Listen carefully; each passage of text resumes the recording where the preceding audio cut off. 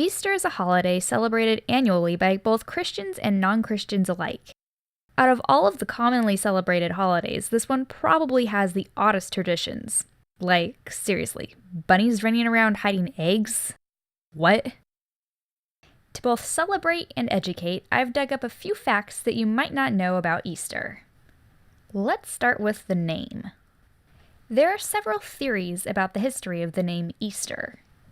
Some trace the word back to the Latin term Hebdomada Alba, or White Week, an ancient reference to the white clothing donned by the people who were baptized during the week of the celebration of Christ. Due to a translation error, the term showed up as Esotorum in Old High German, which eventually became known as Easter in English. Alternately, and more popularly, the term Easter also could reference Ostra, the ancient goddess of fertility. Now, if you're anything like me, I'm sure you're probably wondering, what in the world do the eggs and rabbits have to do with anything? As it turns out, rabbits have been known since ancient times as symbols of fertility. Ever heard the phrase, multiplies like rabbits? Yeah. And thus, they have become symbols associated with the goddess Ostra and springtime. After a little more digging, I finally found the answer to that other age-old Easter question. Since when do rabbits lay eggs? While I couldn't pin down an exact date, I did learn that the German immigrants who made their homes in Pennsylvania brought with them the folklore tradition of the Osterhase, or Oscherhase, which was said to be a colored egg-laying hare who would come out the night before Easter. Before long, the tradition of the Easter Bunny spread all across the United States. Now, about the eggs. Those have several interesting backstories. One simply states that the eggs, like the rabbits, are symbolic of fertility and renewal. Another says that the Babylonians believed of an old fable about an egg of wondrous size which was supposed to have fallen from heaven into the Euphrates River. From this marvelous egg, according to the ancient story, the goddess Ostra was hatched, and so the egg came to symbolize the goddess Ostra, or Easter.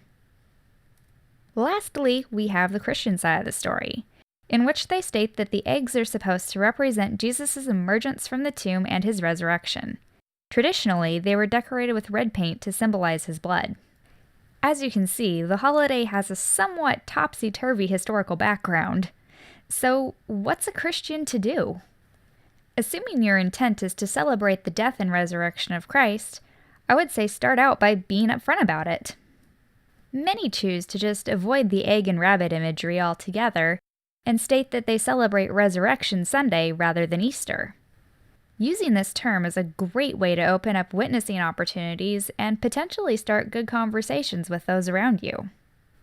While it is not necessarily a sin to use the stereotypical names and objects in your celebration, you should, however, give pause and consider the following questions in regards to this time of celebrating Christ's resurrection.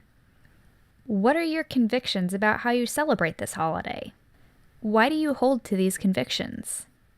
Do you have scriptural reasons for those beliefs?